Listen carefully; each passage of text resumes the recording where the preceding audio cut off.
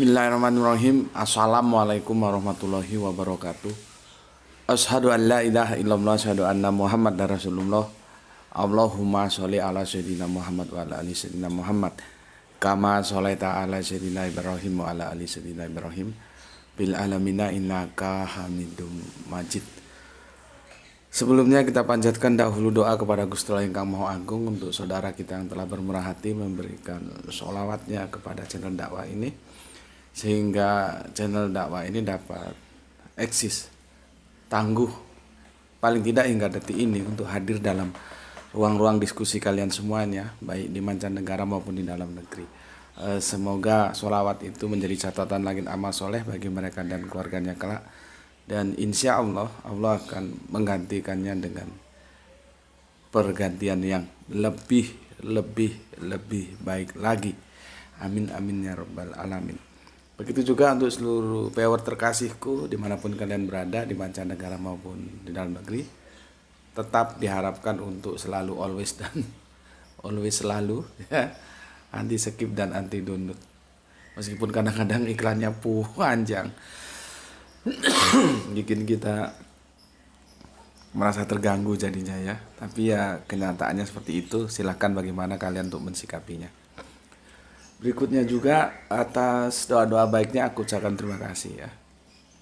Bismillahirrahmanirrahim.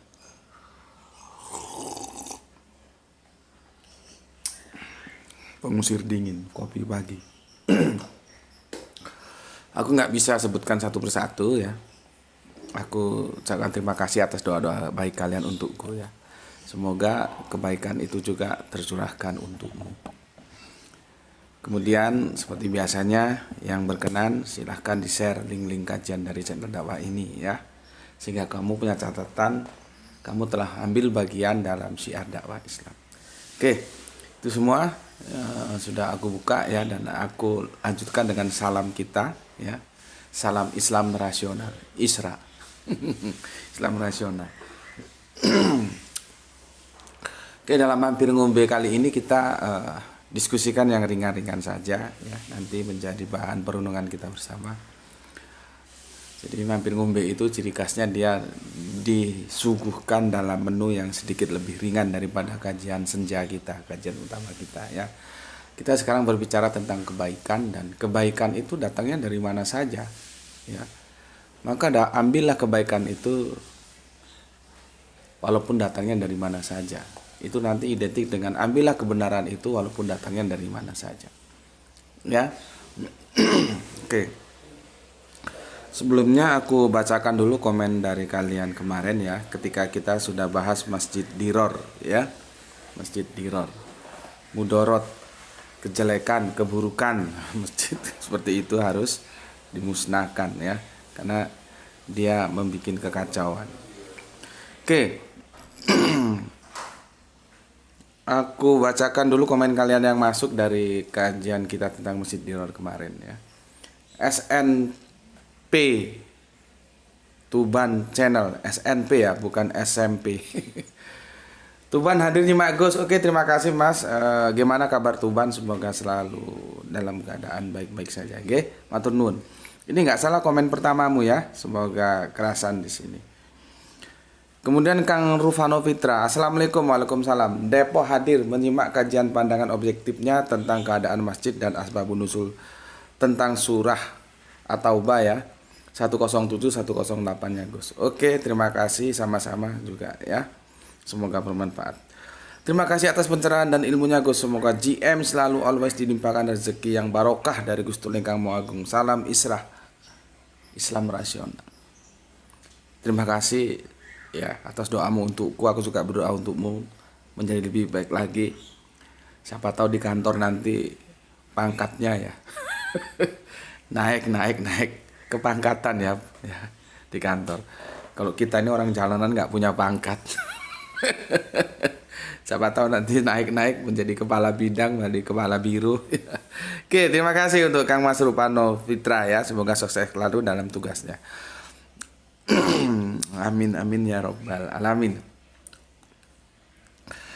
Berikutnya ini jagoan kita Kang Mas Irfan Al Akbar ya. dalam tugasnya membangun bendungan.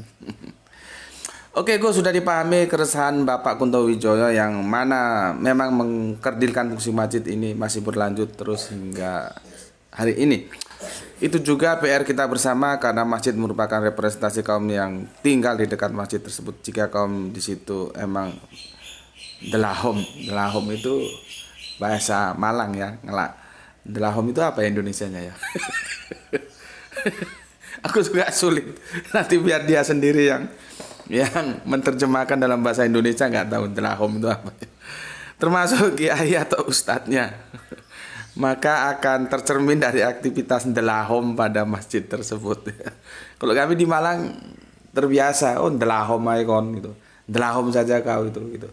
Tapi untuk menerjemahkan delahom ke dalam bahasa Indonesia aku nggak mampu opo gitu. Biar nanti Kang Irfan yang menerjemahkannya. Dia lebih canggih masalah begitu-begituan ya. Oke, sesungguhnya Allah tidak akan merubah nasib suatu kaum sampai kaum tersebut mau merubah nasibnya sendiri.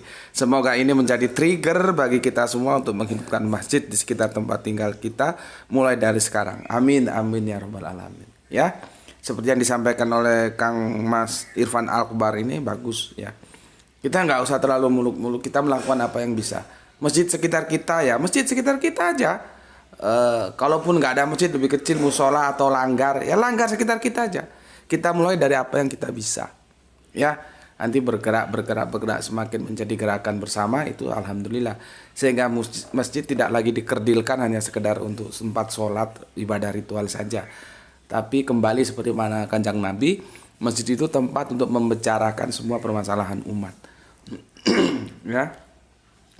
Seperti ini kan aku melakukan apa yang aku bisa ya, aku menyampaikan bahwa ada permasalahan bagaimana kita dalam mengurusi masjid yang itu sudah diresahkan oleh almarhum Bapak Kunto Wijoyo sejak tahun 1985 ya, dan tertulis dalam buku tulisannya. Beliau itu penulis buku kelas wahid loh.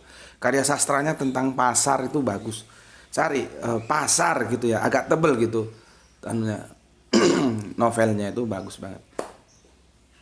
Nggak tahu apakah beliau asli Jogja atau gimana ya. Yang jelas ngajar di salah satu universitas terkenal di Yogyakarta dan meninggal juga di Jogja. Kalau dari namanya jelas ya, banyak unsur O-nya, Kunto Wijoyo, jadi Jawa banget, Jawa banget. Oke, terima kasih Kang Irfan Al-Akbar ya, dan mari kita jadikan masukan dari Kang Irfan Al-Akbar untuk kita memulai dari apa yang kita bisa ya. Seperti aku bisanya mengingatkan kembali dengan cara ngomong seperti ini ya. Ya sudah aku ajak. Nanti kita mulai dari langgar-langgar masjid-masjid kita sendiri-sendiri supaya ya minimal kita kasih masukan pada takmirnya lah ya. Oke, supaya menjadi multifungsi. Jangan datang, sholat pulang, datang, sholat pulang kan. Nggak begitu. Oke, terima kasih Kang Irfan ya. Semoga bendungannya segera selesai ya. Nanti kalau sudah selesai proyeknya selesai, segera naik haji. Minimal umroh lah ya. Karena kalau naik haji itu berapa tahun harus menunggu. Nggak seperti era tahun 80-an ya. Sekarang kita daftar, sekarang kita naik haji ya. Rasional. Assalamualaikum warahmatullahi wabarakatuh. Waalaikumsalam rasional 1 ya. Soleha kita Gispati bismillah, nyimak Tuan Guru, semoga kita semua bisa kiamah. Amin amin ya Allah. Kapan kita kiamah? Kiamah itu dimulai dari perubahan kerangka berpikir. Kerangka berpikir berubah melalui pendidikan. Jadi pendidikan itu yang perlu. Anak-anak kita kasih segala ilmu ya, tapi jangan lupa ilmu tentang Islam itu menjadi yang utama. Yang lainnya itu jais-jais saja. Boleh tinggal pilih mau mana. Mau jadi ahli ekonomi, mau jadi ahli pertanian, ahli tentang pertambangan, terserah. Ya, tetapi tentang Islam itu menjadi sesuatu yang menu utama. Kalau makan itu Islam itu nasinya gitu loh. Nanti lauk pauknya terserah, apa mau tempe, mau tahu, mau ikan asin itu terserah ya. Sehingga kalau kita semua menguasai dalam segala pengetahuan, maka umat Islam ini akan kiamah, bangkit ya. Oke, matur nuwun, salam untuk keluarga di Palu. Berikutnya Kang Halim Rais. Assalamualaikum warahmatullahi wabarakatuh. Salam Isra. Oke, salam Isra kembali untukmu. Ambon hadir izin mengaji Tuan Guru. Monggo silakan. Salam untuk keluarga di Ambon. Kang Mas Isdianto PPTK. Alhamdulillah Gus Sidamanik hadir menyimak kajian di Mampir Ngumbi. Semoga sehat selalu Gus dan rezeki yang barokah. Amin. Atur nun. Semoga kebaikan doa itu juga tersurah untukmu. Salam untuk keluarga di Sidamanik. Nah, ini yang punya Bogor Timur ini, Abah Gelung ya. Salam Isra, semoga kita semua selalu dalam nikmat iman dan Islam. Sukses buat semua player Tuan Guru. Amin. Amin ya rabbal alamin. Nggih, atur nuhun Kang Abah Gelungnya. Ya, semoga keluarga di Bogor Timur juga dalam ridho Gusti Allah Kang Maha Agung. Iqbal Medan, Assalamualaikum. Waalaikumsalam. Para ikhwan villa dan ukti villa. Waduh ya, bahasanya gawat ini. Ikhwan villa, ukti villa. Yang dimuliakan Allah, mohon doanya untuk pemimpin negeri kita supaya segera bertaubat, betul-betul melayani rakyatnya di tengah kondisi susah, malah menaikkan harga BBM. Kita doakan semoga beliau insaf dan kembali benar-benar mengurusi rakyat ini dengan baik. Iya ya, harga BBM dunia itu turun, justru di kita naik ya. Waalaikumsalam warahmatullahi wabarakatuh. Iqbal Medan, tololmu dibuang ya. Tololnya dibuang, gobloknya dibuang, bodohnya dibuang. Pahami proses demokrasi dengan benar. Dalam sebuah negara yang mengambil sistem demokrasi, ya, yang dipilih itu cerminan dari yang memilih. Tidak mungkin pemilih putih itu memilih hitam. Tidak mungkin juga pemilih hitam memilih putih. Maka komunitas yang putih dia akan memilih putih, komunitas yang hitam dia akan memilih hitam. Itu salah satu sisi bagusnya demokrasi. Ya. Karena apa? Pemimpin itu cerminan dari yang dipimpin. Seperti bagaimana ketika sahabat Ali ditanyai, kenapa ya sekarang kok begini? Iya, karena dulu zamanku itu yang dipimpin gak seperti kamu, nggak koyok raimu gitu orang Jawa bilang. Sekarang kamu ini ribet-ribet dipimpin. Ya, jadi pemimpin itu kan dipilih. Dia bisa naik menjadi pemimpin karena dipilih. Kalau dia nggak dipilih nggak bisa jadi pemimpin. Jadi yang dipilih itu cerminan dari yang memilih. Pahami demokrasi di sini. Jadi nggak perlu ngapain mendoakan pemimpin kita. Biasa-biasa saja, kalaupun kita berdoa, kita introspeksi, jangan menyalahkan pemimpin kita. Kan itu pilihan kalian. Ya harus ditaati orang itu. Kalian pilih kok. Kalau nggak mau yang seperti itu, ya besok per 5 tahun jangan dipilih lagi, kan begitu. Tapi buktinya terpilih lagi kok. Terus sekarang merasa tidak nyaman dengan kepemimpinannya, bagaimana? Orang harus gentleman dong. Kalau itu pilihanmu ya kamu harus taati karena itu pilihanmu. Jadi sebetulnya bukan pemimpinnya yang didoakan, karena pemimpin itu hasil dari sebuah pilihan ditentukan oleh yang memilih. Doanya kepada siapa? Kepada kita yang memilih, supaya kita tidak lagi seperti waktu-waktu yang lalu kalau memilih pemimpin itu yang cerdas, gitu loh. Seperti yang aku bilang tadi, komunitas putih akan memilih pilihan putih. Komunitas hitam akan memilih pilihan hitam. Gak mungkin komunitas putih memilih pilihan yang hitam. Gak mungkin juga komunitas hitam memilih pilihan yang putih. Itu demokrasi, simple, gampang. Ya. Jadi kalau kita mau berdoa kepada diri kita sendiri masing-masing, bertobat atas sebuah kekeliruan gitu loh.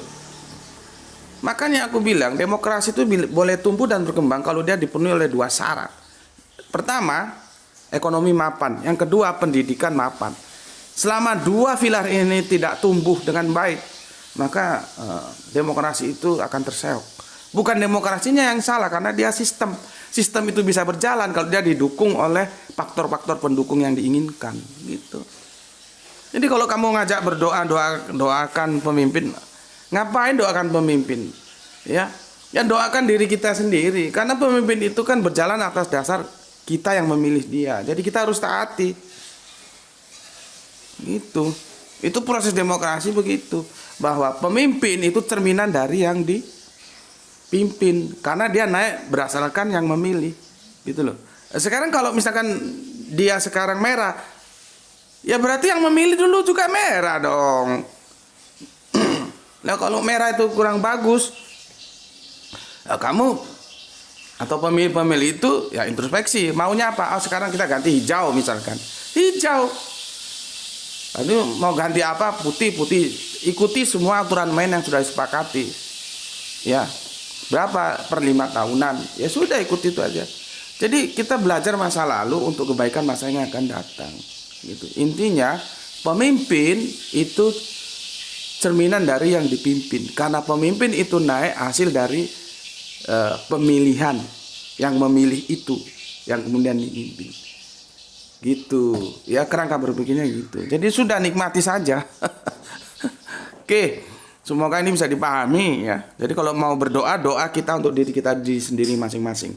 Semua kita nanti di periode berikutnya ketika jatuh waktunya, kita semua berdoa supaya kita diberikan kecerdasan untuk tidak salah pilih. Begitu caranya. Ya. Yang sudah ada sekarang ini ya sudah, kita lakonin saja, mau gimana lagi. Oke. Berikutnya Mas itu ya untuk Mas Iqbal Medan ya. Jadi kecerdasan otak itu perlu diasah dengan pengetahuan demokrasi itu seperti apa. Ya. Makanya karena itu suatu ilmu tersendiri sih ya, tentang demokrasi itu. Demos dan kratos. Ya. Oke. Terima kasih. Berikutnya untuk Mas Sahran Gifari ya. Menyimak sore setelah hujan lebat. Oke, monggo silahkan. Junet 987 ya Mas Junet. Maaf Gus, di akhir ayat 9107 ada kata-kata yang memerangi Allah dan Rasulnya sejak dulu. Berarti masjid sudah ada semenjak Nabi Ibrahim sampai Isa. Maaf, itu pemikiran saya. Ya kalau pemikiranmu seperti itu ya terserah saja lah ya. Masjid itu kan nama, nanti bisa kita bahas dari tinjauan lugotannya seperti apa artinya masjid. Tapi intinya setiap orang yang beragama dia perlu tempat ibadah, gitu loh. Intinya gitu aja sih. Jadi simpel-simpel aja, ya. Jangan terlalu terjebak oleh aturan-aturan yang kita bikin sendiri, gitu loh.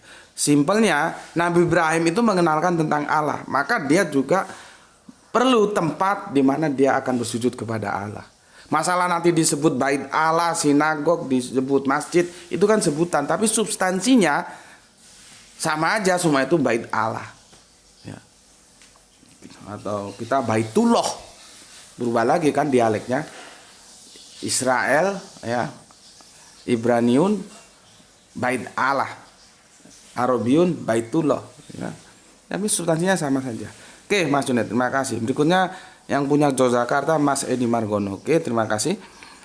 Ari Prasetyo, assalamualaikum. Waalaikumsalam. Batam hadir ikut nyimak guru salam Isra. Oke, salam Isra nasional juga untukmu ya. Soleha kita dari Surabaya, Ayesa, nggak tahu namanya, ganti lagi. Assalamualaikum. Waalaikumsalam warahmatullahi wabarakatuh. Wahyu 72 Brebes. Assalamualaikum. Waalaikumsalam warahmatullahi wabarakatuh.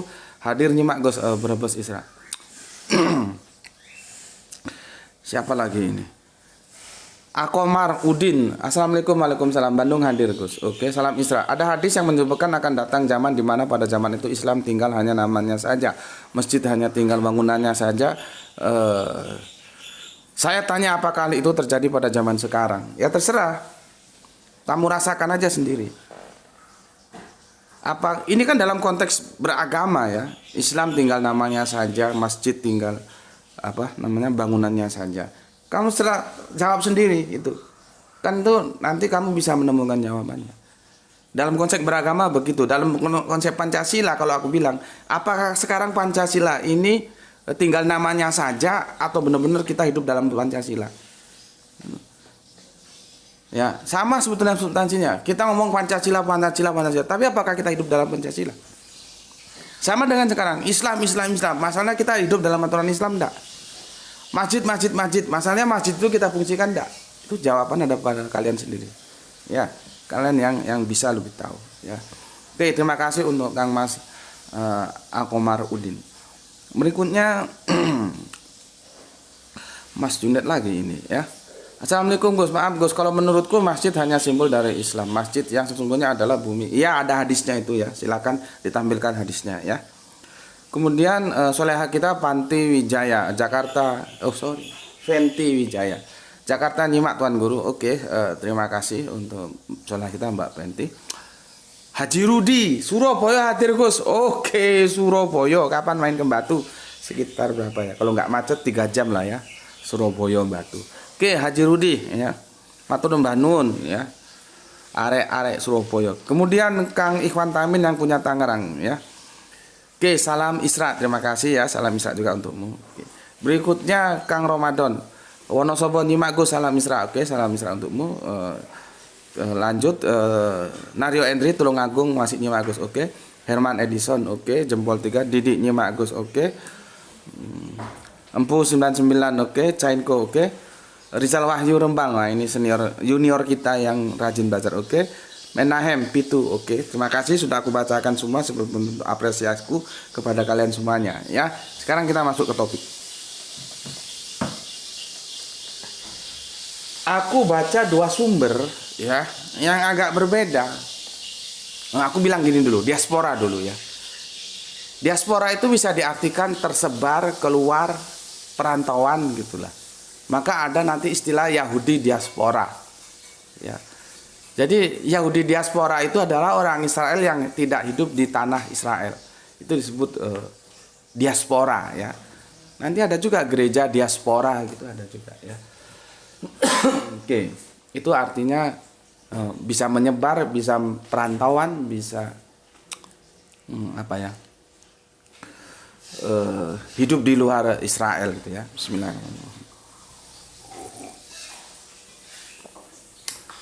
Aku dapat 2 sumber, yang satunya lama aku baca, yang sekarang ini, yang baru ini aku baca. Ya. Kalau sumber yang lama itu si Charlie Chaplin itu dari Eropa Timur. Di Eropa Timur sana banyak Yahudi diaspora. Ya. Tepatnya di Wina atau di Austria gitu, aku lupa. Aku pernah baca itu. Ya. Jadi Charlie Chaplin itu Yahudi diaspora Israel itu. Sama dengan nanti Karl Marx ya. Terus ada menelurkan sebuah ajaran Marxisme itu dan menjadi komunis itu dari Prusia. Mungkin Prusia kalau sekarang itu Jerman ya. Itu diasporanya di Prusia sana. Jadi orang-orang Yahudi itu menyebar ya keluar dari Israel. Maka semangatnya itu kemudian tahun 1948 kan pembentukan negara Israel itu mereka kembali lagi. Dan sekarang mereka dalam kuantitas memang kecil, tapi dalam kemampuan lobby-lobby dunia nggak bisa dipandang sebelah mata. Bahkan kita sering tertipu sebetulnya Amerika yang mengkontrol Israel atau Israel sih yang mengkontrol Amerika. Itu kan kita samar, dan itu menjadi perdebatan politik yang nggak ada habis-habisnya walaupun kita sudah minum kopi 3-4 gelas bahkan sampai 5 gelas ya. Lah Karl Marx, Charlie Chaplin itu Yahudi, mereka Yahudi diaspora ya. Nah, informasi yang aku terima ini yang aku baca dari apa nih namanya, Wikipedia ya. Kok di sini ditulis seperti ini. Kelahiran di London, Britania Raya tahun 1889, 16 April. Kemudian meninggal Manior de Ben Swiss. Ya, kebangsaannya Britania Raya. Ya, seperti ini yang aku terima. Atau mungkin sejarah yang aku terima itu dia setelah hijrah ya dari London ya. Nggak tahu ya. Nanti kamu cari kebenarannya seperti apa. Sesuatu yang kita tahu bahwa Charlie Chaplin itu tokoh seni ya. Ada bilang orang pelawak, tapi ya apa ngelawak? Ya ada lawaknya juga. Ada orang bilang teater, ya ada teaternya juga. Tapi lebih tepatnya disebut pantomim. Ya, pantomim yang nggak ngomong tuh. Dulu kan eranya film, masih film bisu. Sains itu kan berkembang. Pertama gambar dulu nggak ada omongan. Berikutnya ada gambar, ada omongan. Kan gitu kan? Ada suara maksudnya. Itu nggak dulu film nggak langsung ada gambar, ada suara enggak. Bisu dulu lah. Charlie Chaplin itu tahun era-era film bisu gitu. Seperti tadi aku bilang ada unsur lawaknya, ada unsur teatritikalnya ya, menghibur gimana itu gayanya, tapi lebih tepat disebut pantomim ya, itu seni tersendiri pantomim. Seperti di wayang itu juga multi seni itu. Seni suaranya ada, seni teatritikalnya ada, seni musiknya ada, gamelan itu ya. Seni vokalnya juga ada. Komplit wayang itu dalam sebuah pementasan. Cuman kalau kalian goblok ya nggak tahu ya. Nah, itu budaya kita, harus kita pelajari supaya kita tahu bahwa dalam wayang itu seni filosofisnya juga ada, multi kompleks ya. Multi kompleks. Makanya seorang dalang itu harus menguasai berbagai disiplin ilmu. Nah, kembali ke Charlie Chaplin. Jadi ada kisah begini ya. Suatu ketika Charlie Chaplin kecil itu mau nonton sirkus. Ya, dulu kan sirkus laris ya. Bahkan era-era 70 itu masih ngetop, 80 masih ketop, 90 sampai sekarang sudah mulai berkurang. Dulu masa-masa aku itu kalau ada sirkus itu, waduh, nontonnya sampai ya mungkin karena nggak ada hiburan ya. Kalau sekarang ada YouTube, ada Facebook, ada segala macam. Tinggal jebret, beli data itu sudah bisa lihat gitu. Dulu kalau ada sirkus itu, waduh, yang nonton tuh antri. Gitu. Nah, dalam satu ketika Charlie Chaplin kecil itu sama bapaknya nonton sirkus. Nah, karena banyak penonton kan antri tiket, ya, antri karcis ya. Nah, di depan bapaknya Charlie Chaplin itu ada satu keluarga ya, bapak sama istri sama 4 anaknya sedang antri karcis, ya. Jadi mereka depan belakang. Yang di belakang Charlie Chaplin kecil bersama bapaknya.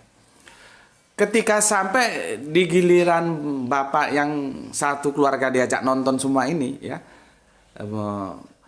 itu dia di depan loket ya, mau bayar, mau beli loket itu dia rogoh. Dan ini nampak dari orang-orang proletar ya. Jadi bukan orang berada, orang-orang proletar, cuman ya karena saking pinginnya nonton sirkus itu ya. Sirkus. Satu keluarga diajak semua. Mungkin lupa dia punya duit berapa gitu. Sesampai di depan loket itu duitnya enggak cukup untuk beli tiket 6 orang, dia, istrinya dan 4 anaknya. Duitnya enggak cukup dan dia merasa kebingungan setengah mati. Sudah antri panjang lama-lama, panjangnya kan ya. Kan kalau antri itu lama itu ya, sampai selesai itu. Ketika giliran dia di depan loket tiket, uangnya enggak cukup. Dan dia ada merasa mungkin malu, mungkin bingung, mungkin bercampur aduk lah ya. Bapaknya Charlie Chaplin melihat suasana itu. Dan akhirnya bapaknya Charlie Chaplin itu menjatuhkan uangnya. Ya. Jadi Charlie Chaplin tahu, dia nonton, kan namanya anak kecil kan mesti di belakang bapak kan. Seperti kita dulu kan begitu. Charlie Chaplin melihat bapaknya itu sengaja menjatuhkan uangnya di samping bapak yang duitnya kurang untuk beli tiket gitu. Setelah uangnya dijatuhkan, bapak yang duitnya kurang beli tiket itu uangmu jatuh gitu. Terus diambil uangnya, terus mereka saling senyum. Artinya apa? Si bapak yang duitnya kurang ini juga tahu pesan apa yang mau disampaikan oleh bapaknya Charlie Chaplin. Begitu mulianya ya. Dengan cara menjatuhkan uangmu jatuh. Jadi yang menerima pemberian dari bapaknya Charlie Chaplin itu tidak kehilangan muka. Jadi orang-orang tidak tahu sebetulnya memang bapak ini tidak punya duit atau duitnya kurang, tapi dengan cara demikian uangmu jatuh itu. Orang tidak menganggap bahwa uangnya kurang tapi uangnya jatuh. Padahal yang dijatuhkan itu adalah uangnya atau duitnya bapaknya Charlie Chaplin sendiri. Akhirnya dengan uang itu ya, dia bisa beli tiket berapa? 6 tiket dan akhirnya mereka masuk nonton sirkus. Dan kemudian bapaknya Charlie Chaplin mengajak Chaplin kecil untuk pulang. Mereka tidak jadi nonton. Kenapa tidak jadi nonton? Karena duitnya sudah nggak ada juga. Dikasihkan sama bapak yang di depan tadi itu, yang dijatuhkan itu. Terus apakah Charlie Chaplin ini merasa merajuk? Kalau kami orang Sumatera ya, merajuk itu apa? Orang Jawa bilang nesu ya. Enggak. Dia tidak nesu, tidak merajuk kepada bapaknya meskipun sudah berharap sekali bisa nonton sirkus. Enggak. Charlie Chaplin justru mengatakan itu adalah sebuah pertunjukan yang paling mewah yang pernah dia lihat. Ketika bapaknya menjatuhkan uang atau menjatuhkan duit dan mengatakan kepada orang di depannya yang duitnya kurang dengan mengatakan uangmu jatuh, duitmu jatuh. Charlie Chaplin menuliskan kembali kisah itu bahwa itu adalah teatrikal atau tontonan atau sebuah episode pertunjukan yang paling agung yang pernah dia lihat. Melebihi dari sirkus yang mau dia lihat tetapi gagal. Tidak jadi, wurung, karena duitnya untuk beli tiket sudah dikasihkan kepada bapak yang di depannya. Coba.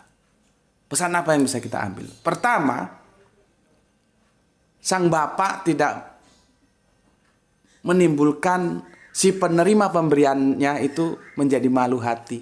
Tidak. Dia menjaga harga diri si penerima dengan cara menjatuhkan duitnya. Tidak. Kurang berapa? Ya saya bayari. Kan orang sekitarnya tahu, dengar kalau begitu kan nggak enak juga dia. Atau ini saya tambahin. Kan orang lihat semua. Kan nggak baik juga. Maka dengan cara dijatuhkan duitnya, orang lain tidak tahu dan dikira itu memang dia punya duit tapi jatuh. Artinya apa? Bapaknya Charlie Chaplin menjaga harkat martabat supaya tidak kehilangan muka di hadapan publik sebagai penerima dari duit yang diberikan oleh bapaknya Charlie Chaplin. Itu pertama. Yang kedua, bapaknya Charlie Chaplin bukan sekedar ngomong, tapi dia mengajarkan kepada Charlie Chaplin dengan sebuah tindakan. Ya, ngomong itu seperti ini perlu, tapi lebih perlu lagi adalah tindakan, memberikan contoh yang baik kepada anaknya Charlie Chaplin. Ya, dan itu adalah nilai-nilai juga yang diajarkan dalam agama kita. Ya, dikatakan bahwa kalau kita memberi jangan dengan menyertainya ucapan-ucapan yang tidak mengenakan bagi si penerima. Kita harus menjaga harga diri si penerima jangan sampai dia kehilangan muka. Yang kedua, kamu jangan melakukan sesuatu yang tidak kamu lakukan. Kamu mengatakan ABCD tapi kamu tidak melakukan ABCD. Itu dilarang. Tidak boleh ya. Maka kata-kata itu perlu, tapi lebih perlu tindakan. Kita memberikan contoh sebagaimana bapaknya Charlie Chaplin melakukan tindakan menolong orang di depannya dan itu dilihat di depan mata kepala Charlie Chaplin. Maka dia mengatakan bahwa sirkus atau teatrikal atau sandiwara yang paling bagus yang pernah dia lihat sepanjang hidupnya ya, dalam tulisannya seperti itu adalah ketika dia menyaksikan bagaimana bapaknya menolong orang lain. Oke, sampai di sini dulu mampir ngombe kita kali ini ya. Semoga ada hikmah yang bisa kita ambil ya untuk menjadi muhasabah kita bersama. Oke, bismillahirrahmanirrahim ya. Semoga dapatkan rezeki yang barokah dan kesehatan yang prima. Alhamdulillahirabbil alamin.